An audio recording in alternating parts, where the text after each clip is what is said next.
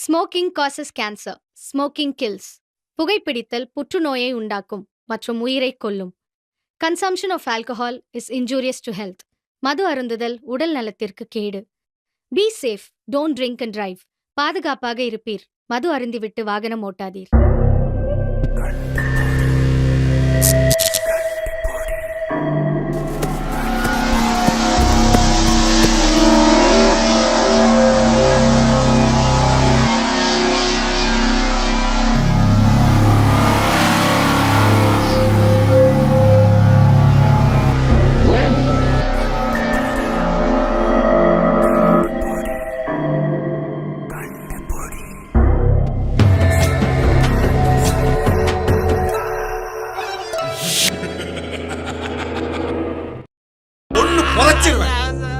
போய்கிட்டே ஆம்பளையே கிடையாது. இப்ப அவனை ஏதாவது பண்ணணுமா? ஆமாடா, நீ என்ன சொல்றிய பண்ணிடலாம்.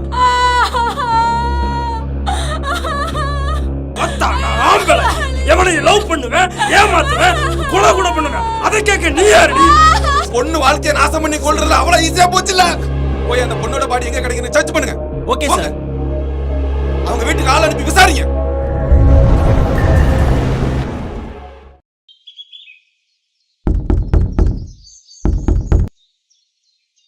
ஆனா அம்மா நீங்க தானே? ஆமா, நீங்க? நாங்க ஸ்டேஷன்ல இருந்து வரமா. உங்க பொண்ணு இப்ப எங்க இருக்காங்க? அவ வெளியூர்ல படிச்சிட்டு இருக்கா. எங்க? வெளியூர்ல படிக்காங்களா? ஃபோன் பண்ணுங்க.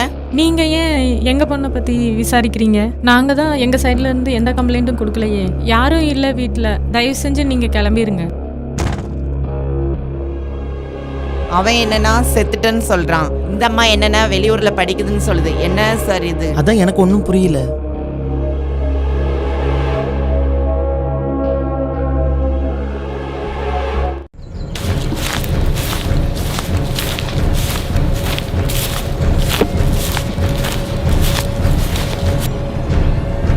சார் ஃபாரஸ்ட் ஃபுல்லாக தேடியாச்சு சார். எங்கேயுமே பாடி கிடைக்கல சார்.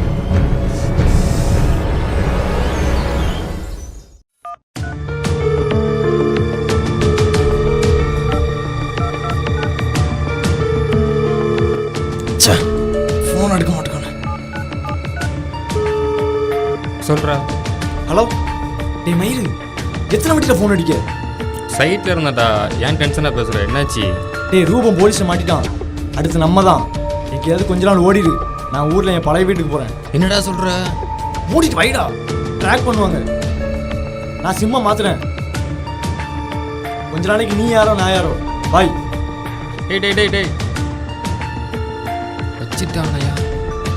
என்ன பண்ண தெரியலையே. முதல்ல இங்கிருந்து கிளம்புவோம்.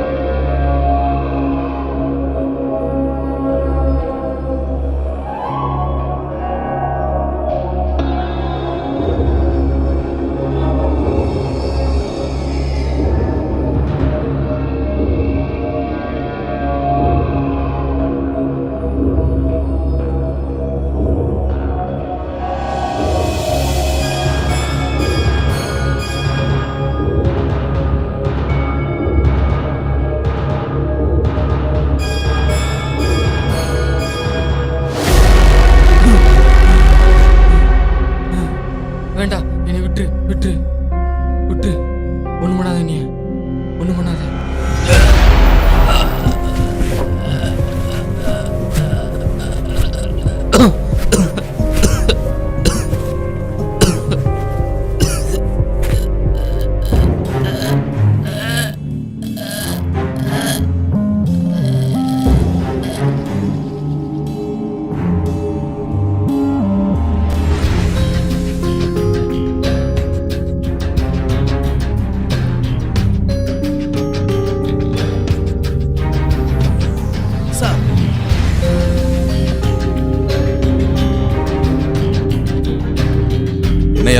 கேஸ் என்னாச்சு? விசாரிச்சீங்களா இல்லையா? சார் அந்த பொண்ணு பாடி கிடைக்கல சார். இன்னும் உங்க வீட்ல இருந்து எந்த ஒரு கம்ப்ளைண்ட்டும் தரல. பொண்ணு எங்கன்னு விசாரிச்சதுல வெளியூருக்கு படிக்க போயிருக்கான்னு சொல்றாங்க. ஒன்றும் புரிய மாட்டேங்குது சார். என்ன கம்ப்ளைண்ட் எதுவும் தரல, பாடி எதுவும் கிடைக்கல, வீட்டில் ஏன் போய் சொல்லணும்? இதெல்லாம் பார்க்கும்போது வெயிட் பண்ற மாதிரி தெரியல. இதுல ஏதோ இருக்கு. நம்ம இந்த கேஸை இன்னும் டெப்தா பார்க்கணும். Okay sir. ஓகே ஓகே, ஒரு நிமிஷம் சார். ஹலோ சார், அதே கேங்ல இன்னொரு மர்டர். என்னையா சொல்ற? ஆமா சார். சார் நான் என்னன்னு போய் பார்க்குறேன். பாரியா.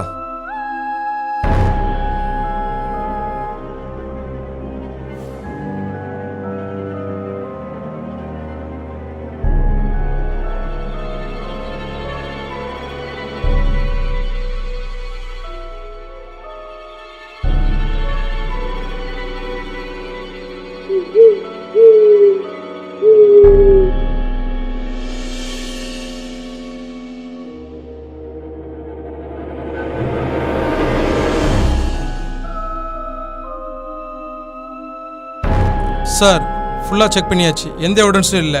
ஃபோன் கூட இல்லை சார். விக்டிம் யூஸ் பண்ண எந்த திங்ஸும் இல்லை. சுற்றி கேமரா கூட இல்லை. அவங்க கூட ஒர்க் பண்ண எல்லாரும் 5 மணிக்கு கிளம்பிட்டாங்களாம். யோ என்னையா சொல்ற? டிஎஸ்பி தெரிஞ்சா திட்டுவானையா? ச்சே கர்மம்.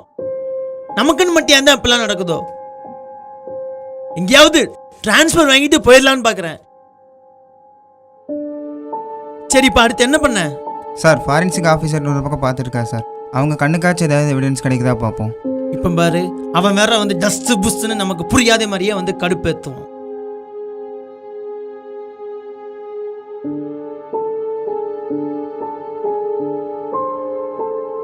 Good news sir, we got the very weak evidence to identify the murderer. என்னையா சொல்ற? என்ன எவிடன்ஸ்? சொன்னா மட்டும் புரிஞ்சிருமா சாருக்கு? ஸ்டேஷன்ல போய் பேசிக்கலாம் சார். சரி ஓகே வாங்க.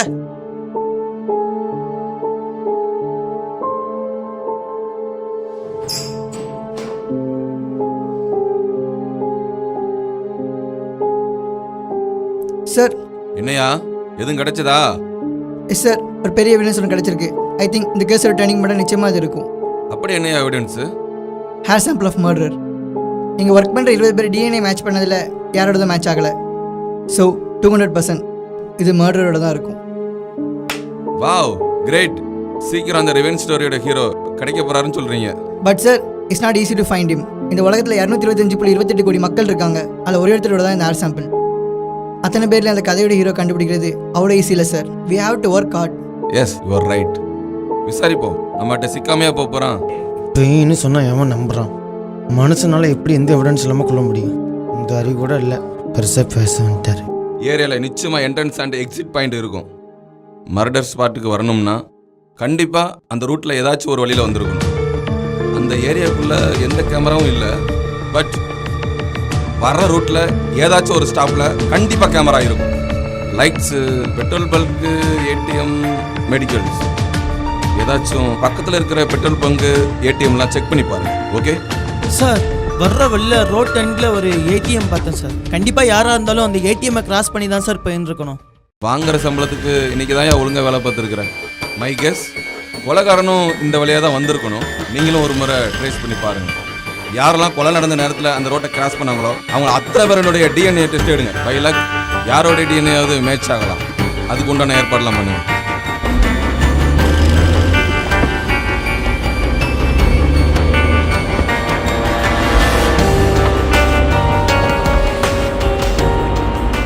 இதுதான் சார் அந்த ஏடிஎம். இதை தாண்டி தான் சார் அவன் போயிருக்கணும். என்ன பண்ணலாம் சார்? இந்த பேங்க்ல டீட்டெயில் கேட்டு இந்த சிசிடிவி ஃபுட்டேஜ் கலெக்ட் பண்ணுங்க. ஓகே சார், போகலாம்.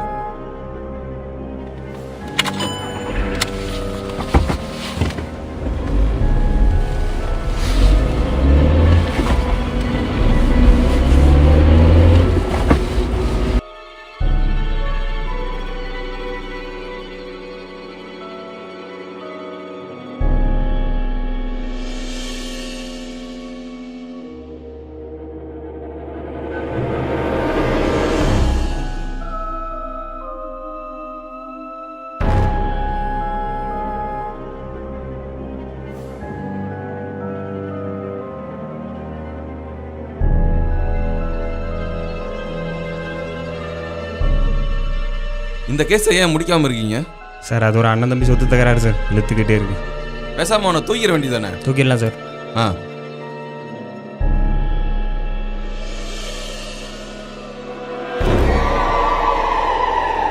Sir we had him sir. அவங்க கிடச்சாங்க சார்.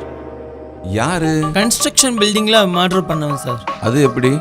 ஆல்மோஸ்ட் அந்த ஏடிஎம் வழியாக அந்த டைமில் கிராஸ் ஆனது 15 பேர் தான் சார். இது சீக்ரெட் மிஷினால 15 வீடுங்க நம்ம ஆளுங்க அனுப்பி கவர்மெண்ட் மெடிக்கல் செக்அப்னு சொல்லி பிளட் சாம்பிள் கலெக்ட் பண்ணிட்டு வந்திருக்கோம். அவங்க டிஎன்ஏ மேட்ச் பண்ணதில்ல, ஒருத்தன் டிஎன்ஏ மட்டும் பர்ஃபெக்டாக மேட்ச் ஆகுது. கிரேட்.